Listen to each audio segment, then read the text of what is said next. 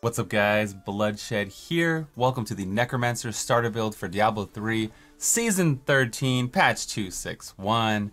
Now in this build, it's more of a theory crafting type build where we take you, like a survival guide. We take you from level 1 all the way to your speed version of the build. The links will be riddled in the description of every step of the way, so your start, your yellow, all that stuff. So hopefully I can offer some help, alleviate some anxiety if you've never played Necro before and you're curious about the class. So let's go ahead and get right into it. Starting out at level 1, you're going to have 475 blood shards. If you don't know about the challenge rift bag, link in the description. Watch the video before you watch this. That's pretty much the foundation of which all these videos are made. So at level 1, Necromancer has some options here. You can roll for Grasps of Essence. Now there's only one legendary you can get, so if you roll for Gloves, you'll get a nice multiplier with Corpse Explosion. This is what we recommended last season. But this season, I think I'd go for the Ring. Okay, you can get Nigel's Evil. There's a 1 in 2 chance to get it. And it's gonna make you have 2 Skeletal Mages. And they last an additional 2 to 4 seconds. So this is gonna make Singularity incredibly strong. This is what you use to farm Paragon with, to push with.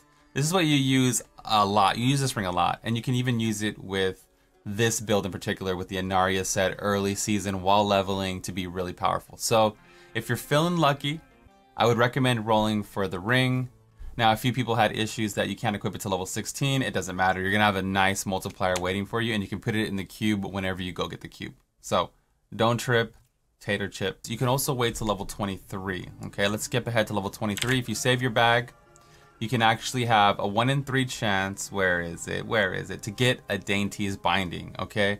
And starting from level 23, you can have up to a 50% damage reduction the entire way for the rest of your Necromancer career here in Season 13. This is extremely powerful, right? And at only 25 blood shards, it's kind of a value. If you end up getting the gold wrap, you can actually use that too for survivability.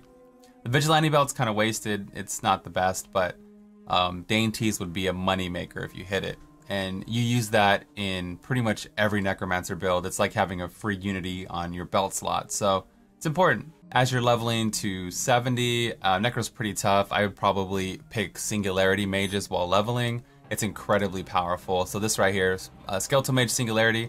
Even if you can only cast one of them as you're leveling, it's just going to do tons of damage. So now you've just hit level 70 here in Season 13. Congratulations, Nephilim. Now what? So we have a starter build in the description based off of Singularity. You guessed it. So I definitely would recommend Singularity pretty much the entire way. It's just incredibly strong. And here's like a mock-up build of what it would look like as your starter build, for instance. You always want to focus on raw stats, so like crit damage, attack speed, and like main stat. Okay, these things are going to give you just tremendous damage against these lower T1 to T7 mobs. At level 61, you start getting Reaper of Souls gear, and you want to keep an eye out for those stats. I would use like a level 61 to 69 item that has double crit main stat versus a level 70 item that has like just stupid stats, right? So look for items as you're leveling, just kind of keep an eye on them, and make sure you're wearing double crit, double main stat, which is intelligence and vitality. If you didn't get any good rings for whatever reason, you can head to the jeweler, and for a cool 18,000 and only 2 marquee gems, you can craft a ring. Maybe you'll get lucky. Let's craft one here just for the testing purpose. And it's really cheap to roll gear off of crafted items. It's actually way cheaper. So this one we got a 40% crit damage, main stat, cooldown. I'd probably re-roll the armor for basic crit, right? So you can see how easily you can get jewelry if you just happen to get unlucky. Make sure to join your team for the Malthael kill. If you kill Malthael, you're gonna get, on any difficulty, you're gonna get the Reaper's Wraps pattern. You have to be level 70, but you're gonna get the Reaper's Wraps pattern, and that's gonna give you insane resource. Every time you get a globe, you're gonna get resource back. You'll be able to drop more Singularity Mages. Whatever weapon you decide to go, whether it's a one-hander, two-hander, offhand, make sure it has max essence on it. Since they're based off Singularity, you can see overwhelming essence. Essence increases your max essence. You can see this two-hander I'm using has max essence on it. You can get max essence on your offhand and all your Necromancer scythes. So make sure you have max essence. That's really gonna help with the damage for sure. Let's talk about the Hope of Cain. So you have to do this in your season journey to get your 6-piece set. A Relenna's Shadow Hook in pretty much every popular Necromancer build. So definitely I recommend maybe to upgrade 2-handers. You have a 1 in 4 chance to get the one you want. And that goes for the same thing with 1-handers. Necromancer only has 4 of each type, so you literally have a 25% chance to get a banger. Let's cover some 70 Blood Shard recommendations. So you're at 70, you copy and paste the build, you have these Blood Shards left over, you upgraded the Hope of Cain, you might have got something good, you might not have. What are you gonna roll?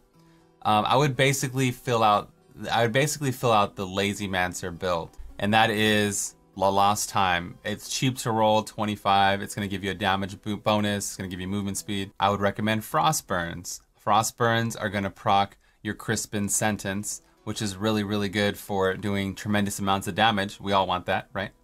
I would recommend Dainties if you don't have it. Nemesis Bracers are going to just give you so many more league kills per hour rocking Nems in your group.